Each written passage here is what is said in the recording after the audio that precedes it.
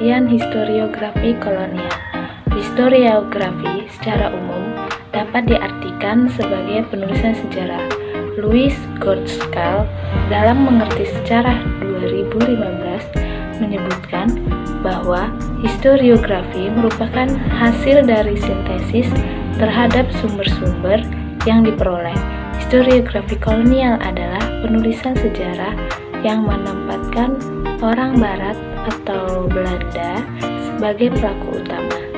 Demikian dikutip dari Sugeng Priadi dalam Historiografi Indonesia 2015. Penulisan historiografi kolonial mulai dirintis pada masa VOC, alias Belanda yang datang ke Nusantara pada penghujung abad ke-16 Masehi, kemudian menjajah selama berabad-abad lamanya. Selanjutnya ada perkembangan historiografi di Indonesia. Dalam perkembangan historiografi Indonesia, terdapat beberapa corak historiografi, yaitu historiografi tradisional, historiografi kolonial, nasional, dan modern. Historiografi tradisional lebih awal muncul sebelum adanya kesadaran historis.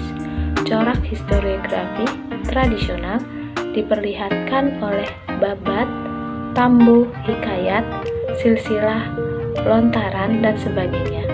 Di samping orientasinya yang bersifat lokal atau etnis kultural, juga sering bersifat simbolik dalam arti di belakang apa yang dikatakan terdapat makna yang sesungguhnya.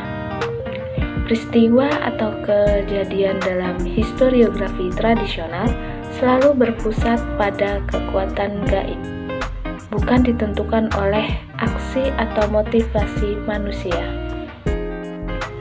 Historiografi kolonial sama sekali mengesampingkan peranan bangsa Indonesia. Historiografi Indonesia mengalami perkembangan ketika muncul kesadaran historis setelah kemerdekaan.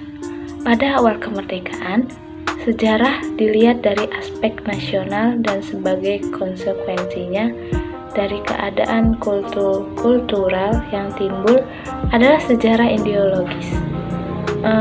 Sejarah ideologis adalah sejarah yang menanamkan nilai dan semangat nasionalisme, heroisme, dan patriotisme.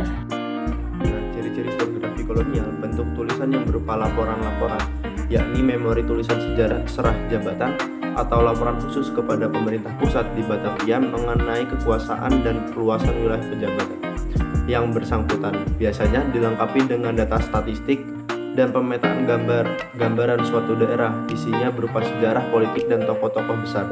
Contoh buku historiografi kolonial yaitu dalam buku historiografi di Indonesia, dalam Magis, Religius, dan Strukturis, karya Agus Mulyana dan Darmiati. Historiografi kolonial memiliki ciri-ciri sebagai berikut: menggunakan sudut pandang Nerlandosentris dan Eropa-sentris. Dalam sudut pandang Nerlandosentris dan Eropa-sentris, peristiwa sejarah yang ditulis hanya peristiwa-peristiwa yang memiliki keterkaitan dengan kepentingan pemerintah kolonial di tanah jajahan.